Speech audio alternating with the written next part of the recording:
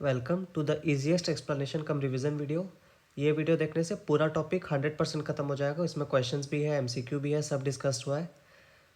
इसको मैं थोड़ा स्लो बोलता हूँ तो 2x पर देखना मेरे हिसाब से ठीक रहेगा, वरना 1.5x या जो स्पीड भी सूट करता है। और नोट्स के लिए डिस्क्रिप्शन देख लेना। आज हम लोग रिवाइज करेंगे chapter 2 general auditing principles and auditors responsibility.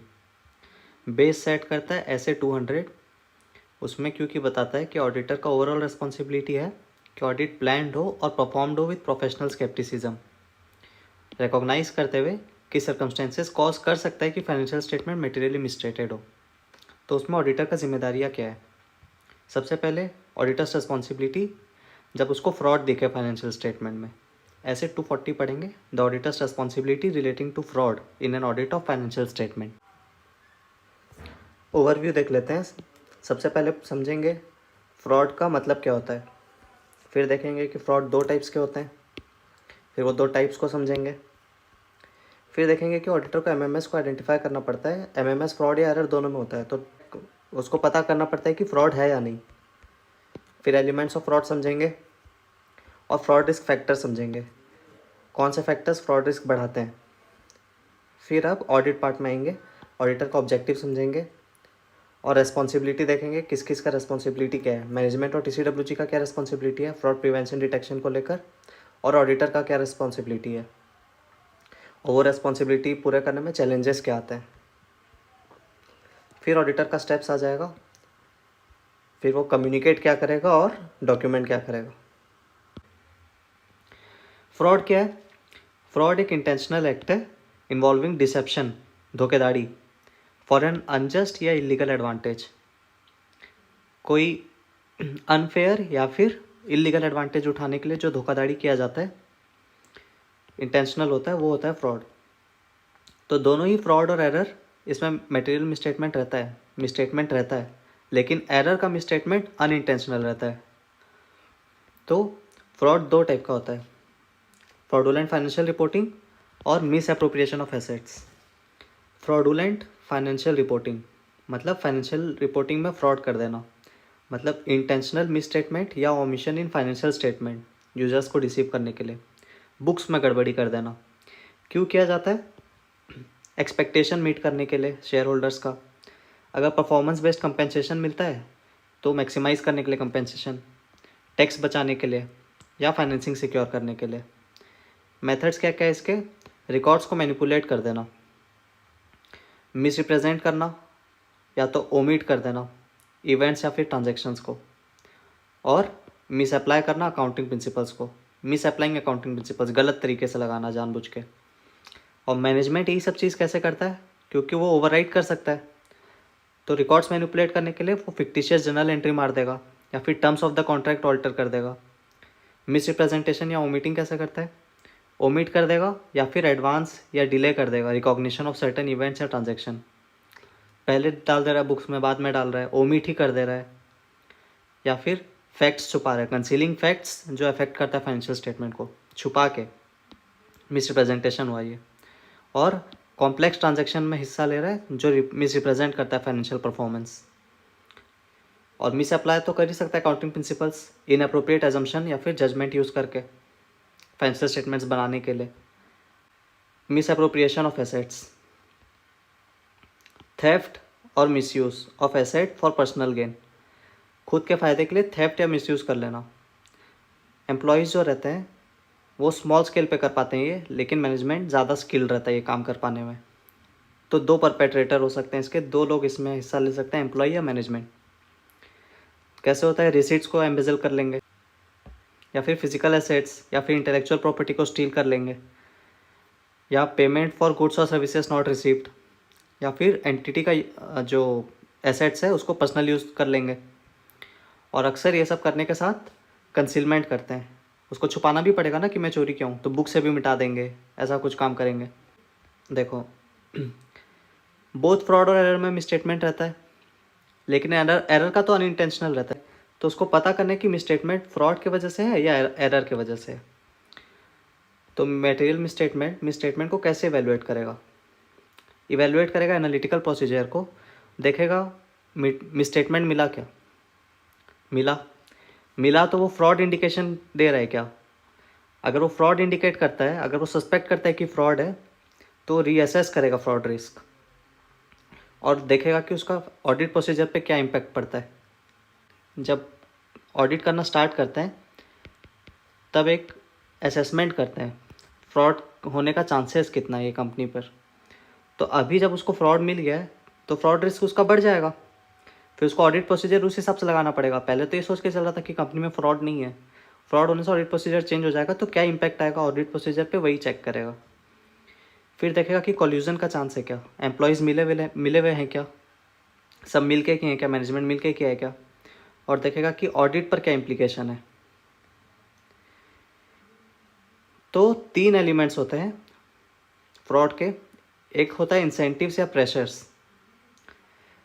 अगर किसी को आदत है लिविंग बियॉन्ड मीन्स, जितना समाई है उससे ज़्यादा रहने का, जितना कमा सकता है उससे ज़्यादा हाई लाइफस्टाइल मेंटेन करने का, तो ये एक इंसेंटिव या फिर प्रेशर रहता है। या फिर अनरियलिस्टिक टारगेट सेट कर दिया, शेयर होल्डर को बड़ा बड़ा बात बोल दिया है तो प्रेशर बन गया उसके ऊपर, उस केस में फ्रॉड कर लेते हैं। या फिर अगर इंसेंटिव नहीं है तो अपॉर्चुनिटी दिख रहा है, परसिव्ड अपॉर्चुनिटी, मन में उसका अपॉर्चुनिटी दिख रहा है, उसका ऐसा विश्वास है कि वो ओवरराइड कर सकते हैं इंटरनल कंट्रोल। ये विश्वास कैसे आता है? बाय ट्रस्ट, उसके पास पोजीशन ऑफ ट्रस्ट है या उसको वीकनेस का जानकारी है। और तीसरा होता है rationalisation.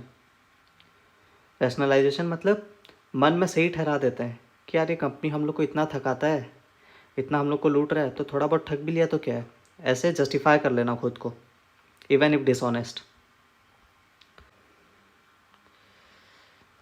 Fraud risk factors. Fraud risk factor क्या है? इवेंट्स या कंडीशन जो इंडिकेट करता है इंसेंटिव या प्रेशर या फिर अपॉर्चुनिटी टू कमिट फ्रॉड। ऐसा क्या कंडीशन है या फिर इवेंट्स है जो एलिमेंट्स ऑफ फ्रॉड पैदा करता है, किसी के ऊपर इंसेंटिव, प्रेशर या फिर अपॉर्चुनिटी पैदा करता है। इसको देखने के लिए प्रोफेशनल जजमेंट को अप्लाई करना पड़ता है और इससे फिर हम लोग को मिल सकता है पोटेंशियल मिसस्टेटमेंट। ये अक्सर डिफ़िकल्ट टू फाइंड होता है क्योंकि कंसीलमेंट इसके साथ जुड़ा हुआ रहेगा। जैसे कि अगर दिख रहा है कि गल्ला खाली है, गल्ला में कोई बैठता नहीं है, स्टाफ को बैठा देते हैं लॉक छोड़ के, तो ये तुमको फ्रॉड रिस्क फैक्टर दिख रहा है क्योंकि यहाँ पे इवेंट्स का कंडीशन ऐसा सेट कर रहे हैं, अपॉर्चुनिटी बैठा रहे हैं कि फ्रॉड कर सके। तो ऑडिटर अपना प्रोफेशनल जजमेंट से पता लगा लेगा कि अच्छा ये है, तो वहाँ पे वो ज़्यादा ध्यान देगा तो उसको मिल सकता है मिसस्टेटमेंट। लेकिन स्टाफ भी तो अपना कुछ कुछ होशियारी लगाएगा ना उसको छुपाने के लिए, तो कंसीलमेंट रहेगा। ऑब्जेक्टिव क्या है ऑडिटर का इस ऐसे में, इस स्टैंडर्ड में? उसको risk of material misstatement due to fraud को आइडेंटिफाई और असेस करना है, उसके रिगार्डिंग उसको sufficient and appropriate audit evidence पाना है, और फिर अगर फ्रॉड मिलता है तो उसके लिए रिस्क रिस्पॉन्ड करना है अप्रोप्रिएटली।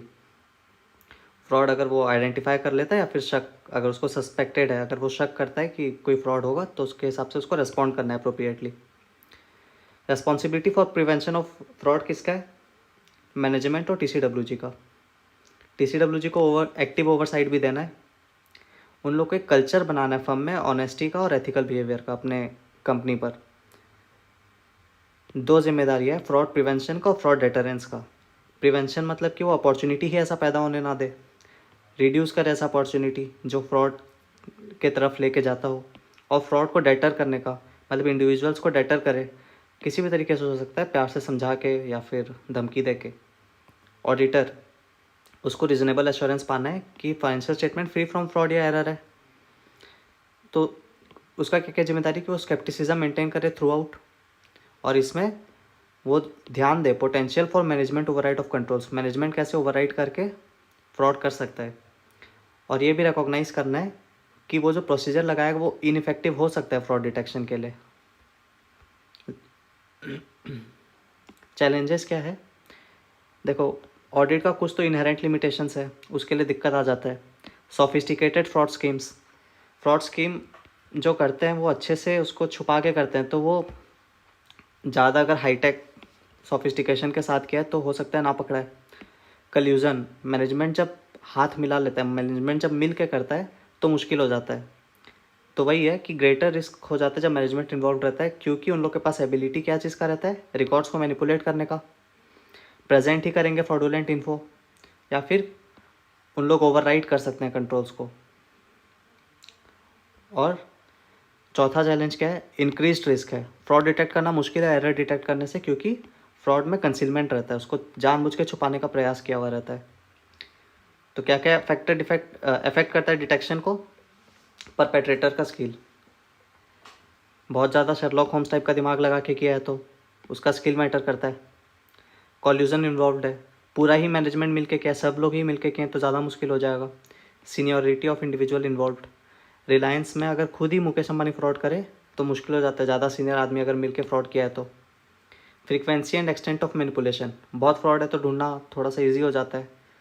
और relative size of amounts involve, छोटा मोटा फ्रॉड ढूंढना बहुत मुश्किल होगा, बड़ा अमाउंट है तो फिर कंपैरेटिवली थोड़ा इजी हो जाएगा फ्रॉड ढूंढना। तो ऑडिटर को क्या क्या करना है? प्रोफेशनल स्केप्टिसिज्म रखना है through out regardless of past. पहले बहुत अच्छा उसका फर्म का रिकॉर्ड रहा है, डजेंट मैटर, थ्रू आउट उसको अच्छे से ध्यान दे के काम करना है। इन्वेस्टिगेट करना है अगर कोई इनकन्सिस्टेंसी मिलता है रेस्पॉन्सेज पर तो। एंगेजमेंट टीम का डिस्कशन, कैसे, how and where financial statement susceptible है to material misstatement due to fraud, इस बारे में एंगेजमेंट टीम से डिस्कस करना है। रिस्क असेसमेंट प्रोसीजर, डिज़ाइन ऐसा करना है कि वो फ्रॉड को ढूंढ पाए। इसमें होता है include inquiries of management, TCWG कैसे ओवरसाइट करता है फ्रॉड रिस्क का, पता करेंगे समझेंगे। अनएक्सपेक्टेड रिलेशन अगर मिलता है फ्रॉम एनालिटिकल प्रोसीजर तो उसको इवेलुएट करेंगे। और अगर इन्फो ऑब्टेंड होता है फ्रॉम अदर प्रोसीजर तो वो क्या बता रहा है, वो अगर सेम चीज़ की तरफ इशारा कर रहा है कि नहीं, कि उसमें कोई इनकन्सिस्टेंसी है देखना है। Audit procedure responsive to rap, मतलब कि फर्दर ऑडिट प्रोसीजर। तो audit procedure responsive to ROMM, risk of material misstatement जो मिला तो डिज़ाइन और परफॉर्म करना है फर्दर ऑडिट प्रोसीजर जो रेस्पॉन्ड करता हो टू असेस्ड रॉमम। इसमें पर्सोनल को असाइन और सुपरवाइज करना है बेस्ड ऑन उन लोग का स्किल और असेस्ड रिस्क कितना मिला है। ज़्यादा रिस्क मिला तो सीनियर आदमी को देंगे। अकाउंटिंग पॉलिसी को देखना है, इवेलुएट करना है for potential manipulation of earnings. और अनप्रेडिक्टेबिलिटी डाल देना है अपने ऑडिट प्रोसीजर्स में, इनकॉर्पोरेट करना है अनप्रेडिक्टेबिलिटी, ताकि एम्प्लॉयज़ अगर छुपाने का कुछ प्लानिंग कर रखें तो उन लोग का प्लान फेल हो जाए। और मैनेजमेंट ओवरराइड ऑफ कंट्रोल्स, इसको रेस्पॉन्ड करने के लिए क्या करेंगे? देखो ये रिस्क तो इनहेरेंट है, हर कंपनी में रहता ही है, तो इसके लिए स्पेसिफिक प्रोसीजर कंपनी वाइज बनाना पड़ता है। इसमें क्या क्या कर सकते हैं? अप्रोप्रिएटनेस देख लेंगे, जर्नल एंट्री और अदर एडजस्टमेंट का। अकाउंटिंग एस्टीमेट्स को देखेंगे कि उसमें कोई बायस दिख रहा है क्या, या फिर पोटेंशियल फ्रॉड रिस्क दिख रहा है क्या। और बिजनेस रैशनल चेक करेंगे सिग्निफिकेंट अनयूजुअल ट्रांजैक्शन के लिए, कि ये बिजनेस में मतलब कितना प्रूडेंट है, ये कितना सही था ये अनयूजुअल ट्रांजैक्शन में हिस्सा लेना। इसके बाद अगर वो अनेबल टू कंटिन्यू कर रहा है, मतलब अगर वो कंटिन्यू नहीं कर पाता है ऐसा उसको लगता है, तो अपना प्रोफेशनल लीगल रिस्पॉन्सिबिलिटी देखेगा कि किसी को रिपोर्ट करने का ज़रूरत है क्या, अपॉइंटिंग अथॉरिटी या रेगुलेटरी अथॉरिटी को। और फिर विड्रॉल कंसिडर करेगा। विड्रॉल का वही है जो SQC 1 में पहले हम लोग पढ़ते आए हैं बेसिक, कि प्रोफेशनल और लीगल रिस्पॉन्सिबिलिटी देखेगा, डिस्कस करेगा विथ मैनेजमेंट और TCWG, और कंसिडर कर लेगा कंक्लूज़न और बेसिस फॉर कंक्लूज़न, और सिग्निफिकेंट उसको जो मैटर्स मिलता है उसको डॉक्यूमेंट करेगा। फिर कम्युनिकेट, ये कम्युनिकेशन उसको लेना है, ये कम्युनिकेशन उसको देना है, ये कम्युनिकेट करना है, ये कम्युनिकेशन लेगा वो। मैनेजमेंट रिप्रेजेंटेशन ले लेगा, उसमें मैनेजमेंट से लिखवा के ले लेगा कि मैनेजमेंट मानता है कि डिज़ाइन, इम्प्लीमेंटेशन और मेंटेनेंस ऑफ इंटरनल कंट्रोल उन लोगों का रिस्पॉन्सिबिलिटी था। डिस्क्लोज़र किया है फ्रॉड रिस्क असेसमेंट का, डिस्क्लोज़र किया है सस्पेक्टेड और नोन फ्रॉड्स का, और डिस्क्लोज़र किया है ऑफ एलिगेशंस ऑफ फ्रॉड जो उसको एम्प्लॉय बताए थे। एम्प्लॉय अगर कोई फ्रॉड बताते हैं मैनेजमेंट को तो मैनेजमेंट वो ऑडिटर को बताया, ये वो मैनेजमेंट रिप्रेजेंटेशन में लिख के देगा। और ऑडिटर क्या क्या बताएगा? मैनेजमेंट को बताएगा आइडेंटिफाइड और सस्पेक्टेड फ्रॉड टाइमली, जब उसको पता चलता है तो वो जाके मैनेजमेंट को बताएगा। TCWG को बताएगा अगर मैनेजमेंट इन्वॉल्व है तो। और ये हो गया। फिर nature, timing and extent of audit procedure बताएगा, कंप्लीट करने के लिए उसको क्या क्या लगेगा। और अदर मैटर्स जो उसके रिस्पॉन्सिबिलिटी, जो मैनेजमेंट का रिस्पॉन्सिबिलिटी को अफेक्ट करता होगा वो जाके बताएगा। और रेगुलेटरी और एनफोर्समेंट अथॉरिटीज़ को बताएगा, देखेगा कि कोई रिपोर्टिंग रिक्वायर्ड है क्या, और लीगल रिस्पॉन्सिबिलिटी है क्या। अगर कोई लीगल रिस्पॉन्सिबिलिटी है तो देखे वो हो सकता है कि उसका कॉन्फिडेंशियलिटी का जो ड्यूटी है उसको ओवरराइड कर जाए। तो उस केस में जैसा लॉ रिक्वायर करता होगा वैसे जाके बताएगा। फिर documentation, significant decisions regarding entity susceptibility to fraud. इसमें देखना है, इसमें बताएगा कि रीज़न क्या था उसका एंटिटी का फ्रॉड को हाई एसेस करने का। बोला ना स्टार्टिंग में वो फ्रॉड एसेस करता है, तो स्टार्टिंग में वो अपना रीज़न डॉक्यूमेंट करेगा कि वो एंटिटी का रिस्क को हाई माना या फिर मॉडरेट माना, लो माना, क्यों माना। फिर identified and assess trauma due to fraud. इसमें स्पेसिफिक फ्रॉड स्कीम को कंसिडर करेगा, जैसे कि उसको दिख रहा है क्या फ्रॉडुलेंट फाइनेंशियल रिपोर्टिंग हुआ है या मिस अप्रोप्रिएशन ऑफ एसेट्स हुआ है। तो अगर हुआ है तो उसका लाइक्लीहुड कितना है, कितना चांसेस है उसका होने का। फिर overall responses to fraud risk और लिंकेज टू ऑडिट प्रोसीजर। तो ऑडिट प्लान कैसे बनाया वो, अभी उसको एड्रेस करते हुए ऑडिट प्लान कैसे बनाया, स्पेसिफिक ऑडिट प्रोसीजर क्या क्या लिया, जैसे कि प्रोफेशनल स्केप्टिसिज्म बढ़ा दिया बताएगा, सरप्राइज ऑडिट किया, मैनेजमेंट इंक्वायरी किया, एनालिटिकल प्रोसीजर लगाया डिटेक्ट करने के लिए अनयूजुअल पैटर्न। फिर रिजल्ट क्या आया ऑडिट प्रोसीजर का। तो फाइंडिंग फ्रॉम ऑडिट प्रोसीजर, जैसे कि उसको जो मिला इंक्लूडिंग कोई एविडेंस अगर मिलता है फ्रॉड का या फिर कंट्रोल एफिशिएंसी का, एक्शन क्या लिया उसके लिए, फर्दर इन्वेस्टिगेट किया, या फिर अगर उसको एविडेंस मिलता है मैनेजमेंट का एफर्ट का कि वो अपना कोशिश किया है ओवरराइड करने का कंट्रोल। फिर communication about fraud made to relevant parties, वो किस किस को क्या खबर दिया वो बताएगा। उसको रेगुलेटरी अथॉरिटी को बताना था तो उसको बताया हूँ, या फिर मैनेजमेंट को बताना था तो उसको बताया हूँ, मैनेजमेंट के साथ क्या डिस्कशन हुआ। और रीजंस फॉर कंक्लूडिंग कि presumption of fraud risk for revenue recognition not applicable.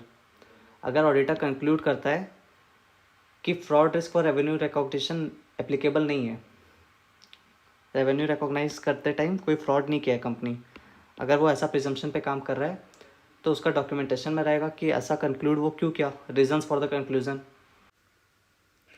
ये एलिमेंट्स का कुछ एग्जांपल है।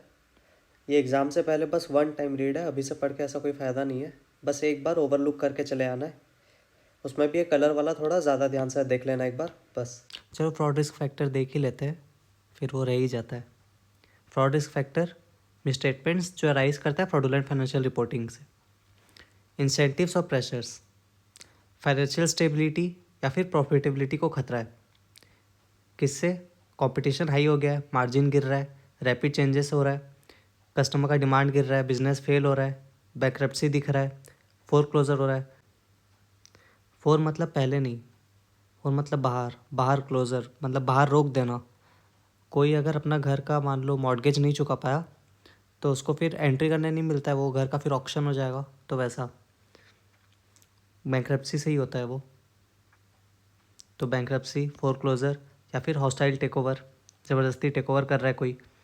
रिकरिंग नेगेटिव कैश फ्लो, लगातार कैश फ्लो नेगेटिव आ रहा है या फिर कैश जनरेट ही नहीं कर पा रहा है ग्रोथ होने के बावजूद भी, बहुत फटाफट ग्रो कर रहा है, या फिर अनयूजुअल प्रॉफिटेबिलिटी दिखा रहा है पीयर्स के कंपैरिजन में, या फिर कोई नया अकाउंटिंग, लीगल या फिर रेगुलेटरी रिक्वायरमेंट आया। एक्सेसिव प्रेशर हो गया थर्ड पार्टी एक्सपेक्टेशन मीट करने के लिए, क्योंकि अनरियलिस्टिक प्रॉफिटेबिलिटी एक्सपेक्टेशन डाल दिया था एनालिस्ट्स को, इन्वेस्टर्स को, क्रेडिटर्स को या फिर कोई एक्सटर्नल पार्टी को। एडिशनल डेट या फिर इक्विटी फाइनेंसिंग का ज़रूरत है। मार्जिनल एबिलिटी, बहुत मुश्किल से एबिलिटी मीट करता है या फिर मीट नहीं कर पा रहा है, मीट करने के लिए एक्सचेंज लिस्टिंग रिक्वायरमेंट या फिर डेट रिपेमेंट या फिर कोई other contract requirements. Covenant requirements मतलब अदर एग्रीमेंट का रिक्वायरमेंट्स को, या फिर पुअर फाइनेंशियल रिजल्ट्स का एडवर्स इफेक्ट्स उसको दिख रहा है पेंडिंग ट्रांजेक्शन्स पे, जैसे मर्जर होने वाला था अब नहीं हो पाएगा, वैसा डर लग रहा है। Threaten personal financial situation of management, management का पर्सनल फाइनेंशियल सिचुएशन खतरे पे आ गया है। सिग्निफिकेंट फाइनेंशियल इंटरेस्ट था उसका एंटिटी पर, उसका कंपेंसेशन कंटिजेंट है एग्रेसिव रिजल्ट्स अचीव करने पर, पर्सनल गारंटी दे रखा है एंटिटी के डेट के लिए। Excessive pressure to meet financial targets, unrealistic sales या प्रॉफिटेबिलिटी टारगेट सेट कर दिया था TCWG। अब देख लेते हैं अपॉर्चुनिटीज़, क्या क्या मौका है उसको फ्रॉड करने का, जोन सा नेचर ऑफ इंडस्ट्री में या फिर जो धंधे पे है। सिग्निफिकेंट रिलेटेड पार्टी ट्रांजैक्शंस होता है, इंडस्ट्री में डोमिनेशन है, कब्जा है, उसमें डिक्टेट कर सकता है टर्म्स। एस्टिमेट सब्जेक्टिव होता है तो वहाँ पे घपला करने का मौका मिलता है। कॉम्प्लेक्स ट्रांजैक्शंस में हिस्सा लेता है, वहाँ पे भी छुपा सकता है। इंटरनेशनल ऑपरेशंस है डिफ़िकल्ट जुरिस्डिक्शन में, वहाँ पे करेगा तो पकड़ाने का चांस कम रहता है। टैक्स हेवन में जैसे काम करते हैं। Use of business intermediaries with unclear justification, business intermediary को लेके काम करता है जिसका कोई प्रूडेंस नहीं है। बैंक अकाउंट या फिर सब्सिडियरी है टैक्स हेवन्स पर। इनसफिशिएंट मॉनिटरिंग होता है। Domination of management by single person, एक सिंगल पर्सन का डोमिनेंस है मैनेजमेंट पे। Weak oversight by TCWG, TCWG weak है। कॉम्प्लेक्स या अनस्टेबल ऑर्गेनाइजेशनल स्ट्रक्चर, डिफ़िकल्ट होता है डिटरमाइन करने में कि कंट्रोलिंग इंटरेस्ट किसका है। ओवरली कॉम्प्लेक्स स्ट्रक्चर है, बहुत सारा उसमें लीगल एंटिटीज़ बना रखा है शेल कंपनीज जैसे। और मैनेजरियल लाइन्स ऑफ अथॉरिटी भी बहुत कॉम्प्लेक्स है कि इसको ये भी कंट्रोल करता है, ये भी करता है, फिर ऐसे बहुत कॉम्प्लेक्स ऐसे बना रखा है। हाई टर्नओवर है की पर्सनल का, चेंज करते रहते हैं लगातार। Deficiencies in internal control, इनएडिक्वेट monitoring होता है कंट्रोल्स का, या फिर टर्नओवर होता है बहुत ज़्यादा अकाउंटिंग या फिर आईटी के स्टाफ का। इनइफेक्टिव है अकाउंटिंग या फिर इंफॉर्मेशन सिस्टम। एटीट्यूड्स या फिर रैशनलाइजेशंस, एटीट्यूड गड़बड़ है और रैशनलाइज कर लेते हैं अपना गलत रॉन्ग डूइंग को। इनइफेक्टिव कम्युनिकेशन ऑफ वैल्यूज़ और एथिक्स, मैनेजमेंट का कम्युनिकेशन ही ठीक नहीं है वैल्यूज़ का। नॉन फाइनेंशियल मैनेजमेंट का इन्वॉल्वमेंट बहुत ज़्यादा है अकाउंटिंग पॉलिसीज़ या फिर एस्टिमेट्स पर। हिस्ट्री है वायलेशन का, वायलेशन क्या है सिक्योरिटी लॉ या फिर अदर रेगुलेशंस का। क्लेम है अगेंस्ट एंटिटी या फिर मैनेजमेंट फ्रॉड के regarding. Excessive focus on stock price या फिर अर्निंग्स, मैनेजमेंट का इंटरेस्ट बहुत ज़्यादा है स्टॉक प्राइस को इंक्रीज़ करने पर, इस पर घपला कर देते हैं। एग्रेसिव या फिर अनरियलिस्टिक फोरकास्ट कमिट कर रखा है थर्ड पार्टीज़ को। मैनेजमेंट कंट्रोल डेफिशिएंसीज को ठीक नहीं कर पा रहा है। टैक्स मोटिवेटेड मैनिपुलेशन, लो मोरल है सीनियर मैनेजमेंट में। ओनर या फिर मैनेजर पर्सनल या बिजनेस ट्रांजैक्शंस को ब्लर कर देते हैं, सब मिला मुली देते हैं। Disputes between share holder in closely held entities, disputes चल रहा है शेयर होल्डर्स के बीच में एक प्राइवेट कंपनी पर, तो उसमें अपना हिस्सा ले लेने के लिए फ्रॉड कर देगा। बार बार अटैम्प्ट चल रहे हैं जस्टिफाई करने इन अप्रोप्रिएट अकाउंटिंग मटेरियलिटी का बहाना लेकर। स्ट्रेन रिलेशनशिप है मैनेजमेंट और ऑडिटर के बीच में।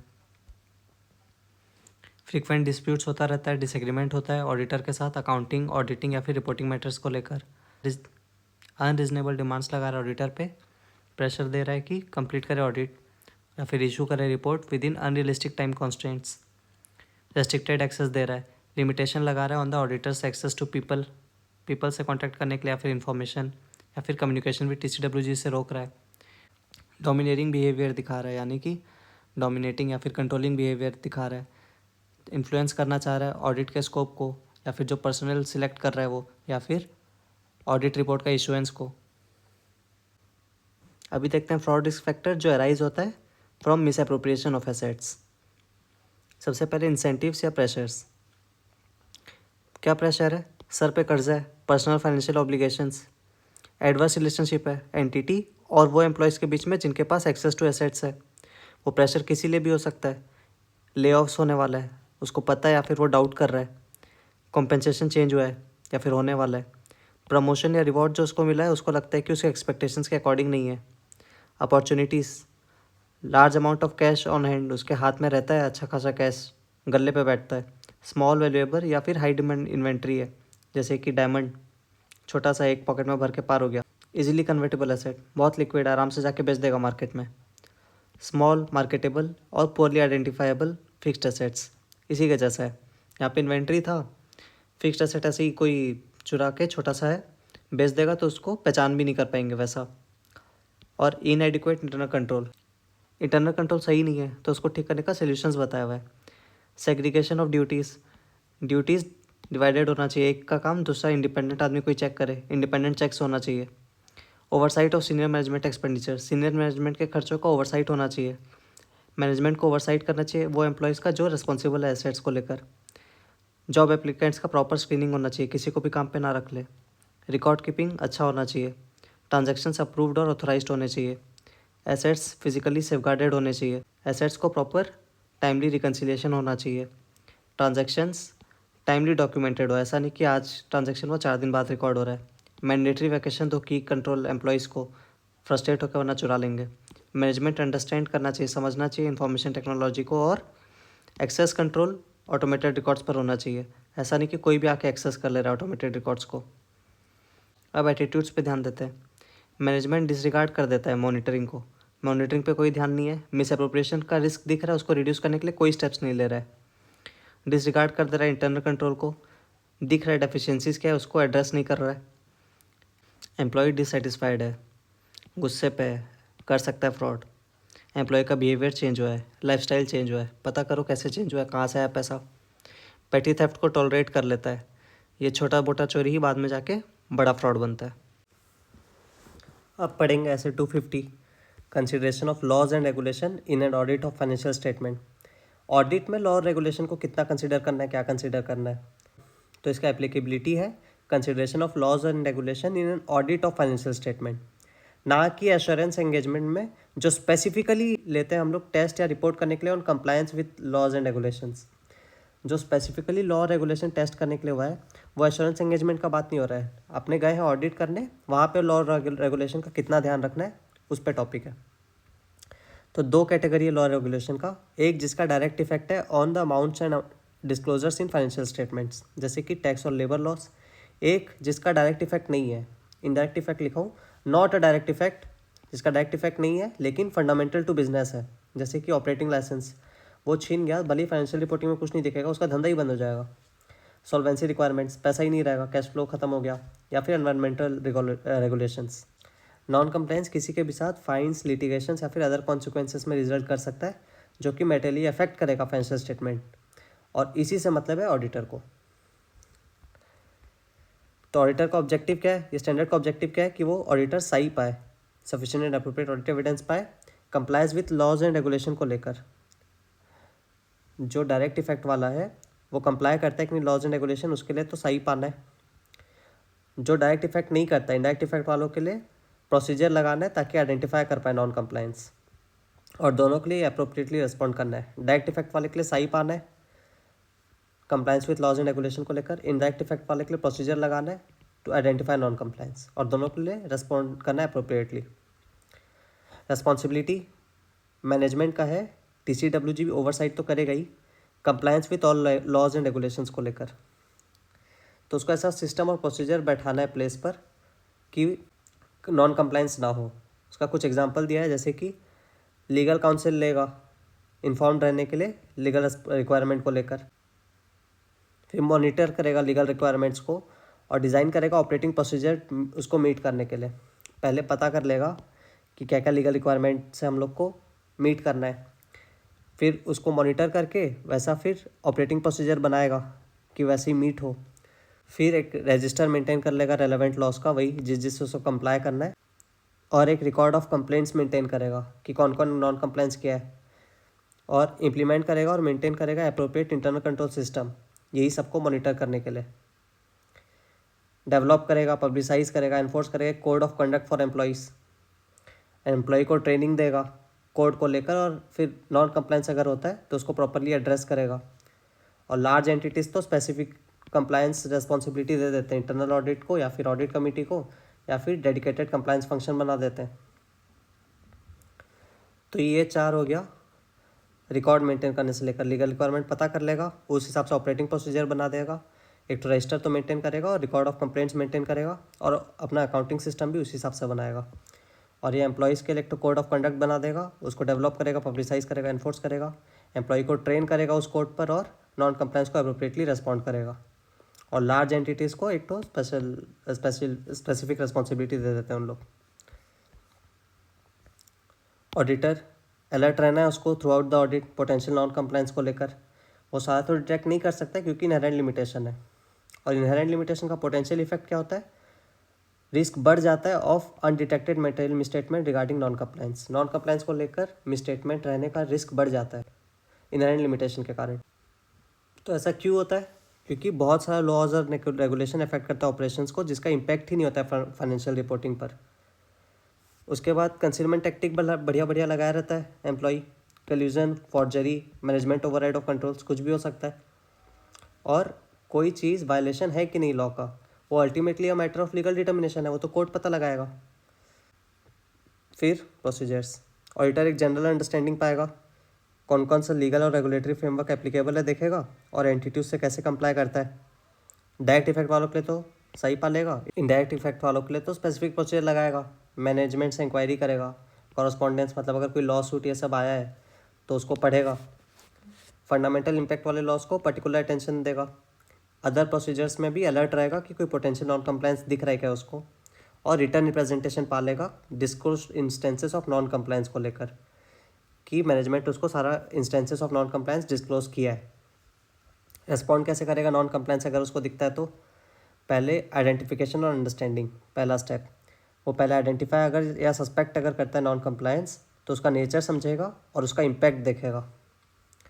फिर वो जाके कम्युनिकेट कर देगा मैनेजमेंट और TCWG को।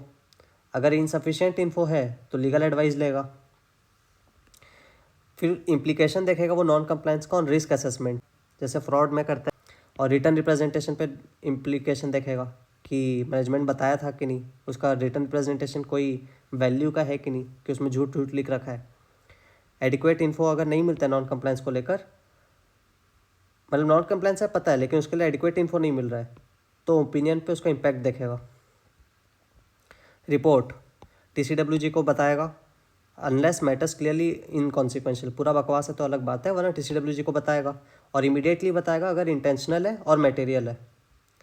ऑडिट रिपोर्ट पर अगर मटेरियल इफेक्ट है तो क्वालिफाइड ओपिनियन या एडवर्स ओपिनियन देगा।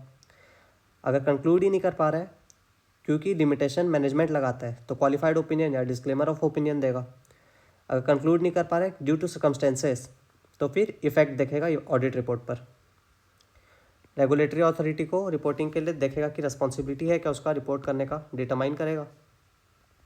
और डॉक्यूमेंटेशन सारा आइडेंटिफाइड या सस्पेक्टेड नॉन कंप्लायंस को डॉक्यूमेंट करेगा।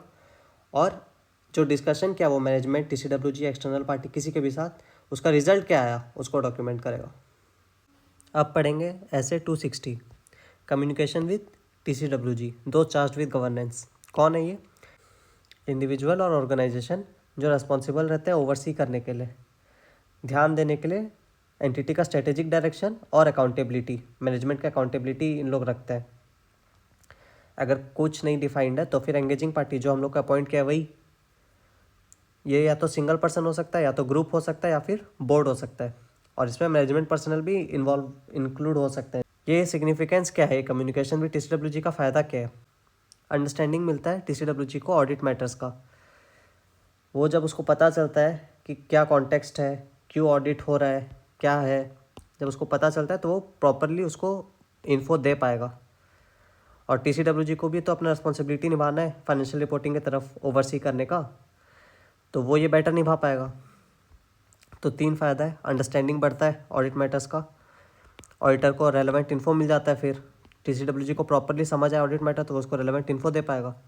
और TCWG को ऐसे भी अपना रिस्पॉन्सिबिलिटी फुलफिल करना है फाइनेंशियल रिपोर्टिंग के प्रति, तो उसमें उसका ये काम हो जाता है। ऑब्जेक्टिव रेलेवेंट इन्फो पाना है TCWG से, तो ऑडिटर को वो दिलवा देता है। और क्लियर कम्युनिकेशन करना है TCWG को ऑडिट रिस्पॉन्सिबिलिटी, स्कोप, टाइमिंग को लेकर। और टाइमली सिग्निफिकेंट ऑब्जर्वेशंस बताना है जो कि उसको गवर्नेंस में एड करे, जो कि उसको गवर्नेंस में हेल्प करे रिलेटिंग टू फाइनेंशियल रिपोर्टिंग। तो इस तरीके से ये स्टैंडर्ड चाहता है प्रॉपर इफेक्टिव 2 वे कम्युनिकेशन हो मैटर्स जो कम्युनिकेट करना है।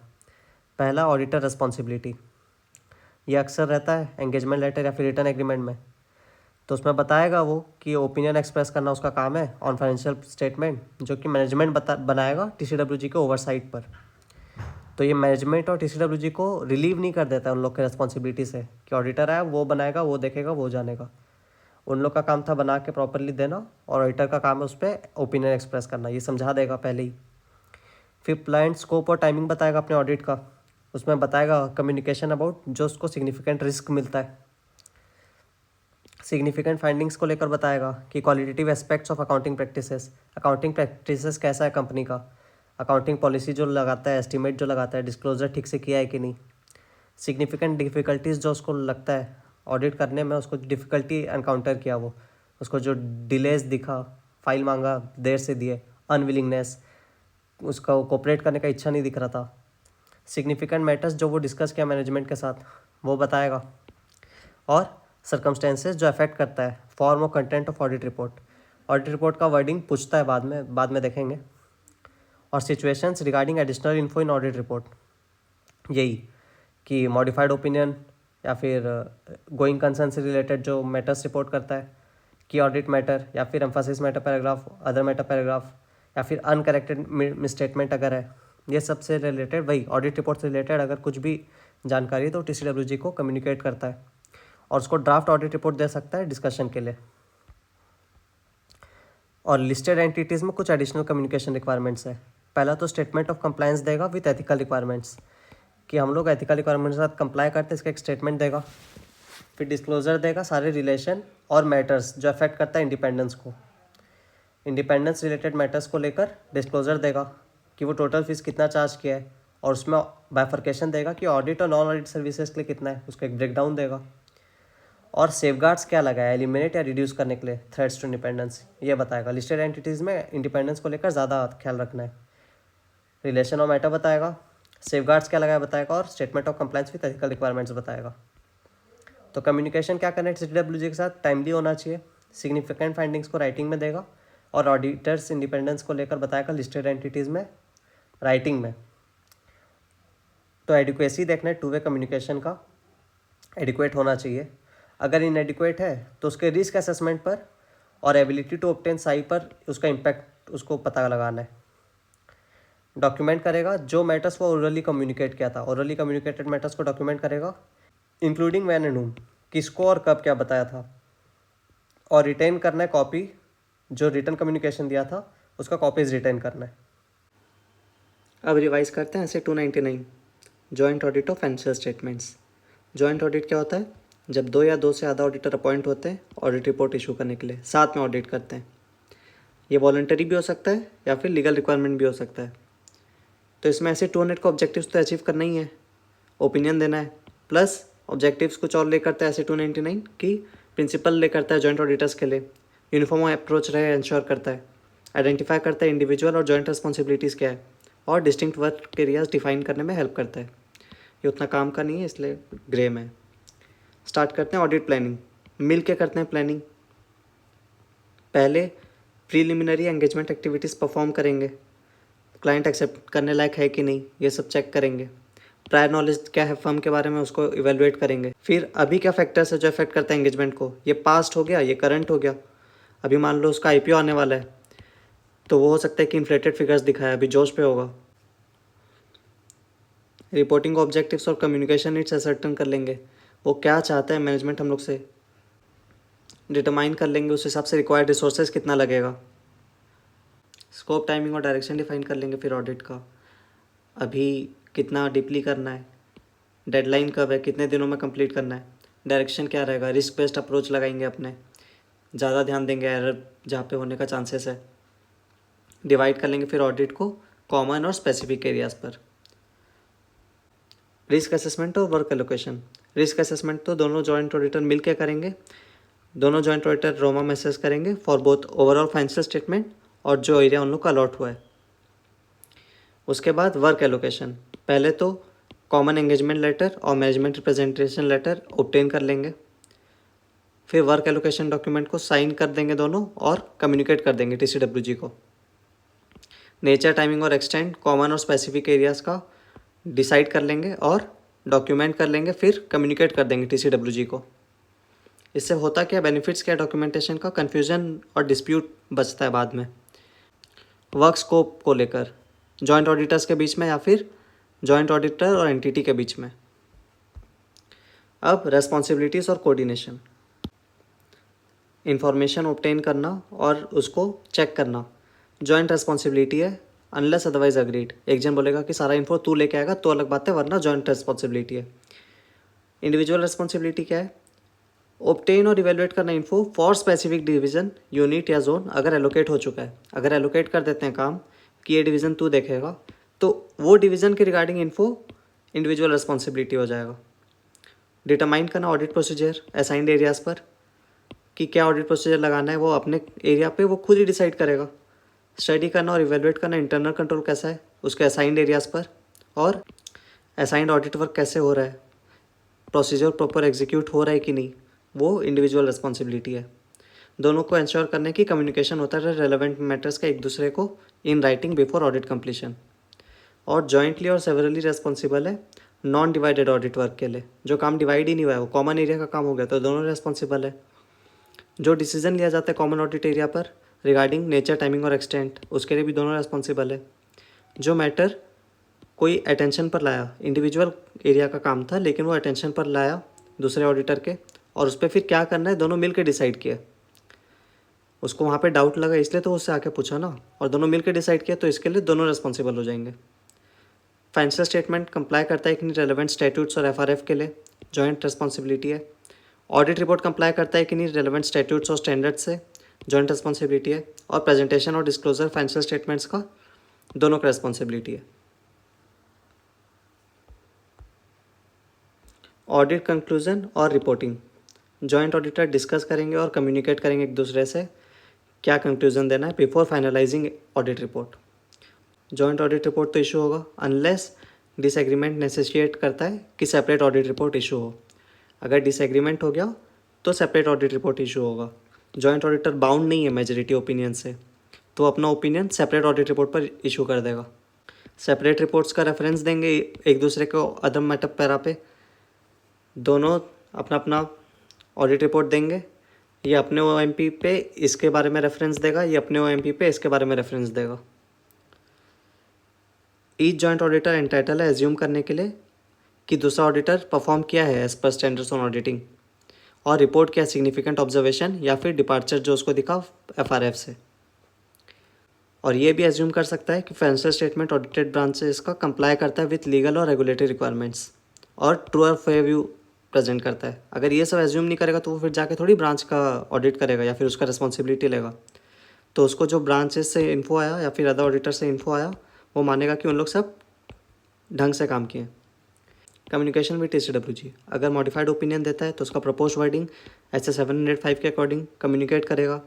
अगर EMP या OMP देता है तो उसका प्रपोज वर्डिंग ऐसे 706 के अकॉर्डिंग कम्युनिकेट करेगा। अब रिवाइज करेंगे ऐसे 402, audit consideration relating to an entity using a service organisation. Audit consideration क्या क्या चीज़ें कंसिडर करनी है जब एक एंटिटी का ऑडिट कर रहे हैं जो सर्विस ऑर्गेनाइजेशन को यूज़ करता है। सर्विस ऑर्गेनाइजेशन को इस पर देखते हैं। एक एंटिटी है, ये गया इसका ऑडिट करने, ये यूज़ करता है किसी का सर्विस, तो ये हो गया यूज़र एंटिटी। हम लोग यूज़र एंटिटी का ऑडिट करते हैं तो हम हो गए यूज़र ऑडिटर। ये हमारा सर्विस ऑर्गेनाइजेशन। तो ये मान लो केटरिंग सर्विसेज देता है, तो इससे इसके ऑडिट पे क्या असर पड़ेगा? कुछ नहीं पड़ेगा। हम लोग को असर इसलिए पड़ रहा है क्योंकि फाइनेंशियल रिपोर्टिंग के रिलेटेड रेलेवेंट सर्विसेज दे रहा है। सर्विस ऑर्गेनाइजेशन समझते हैं।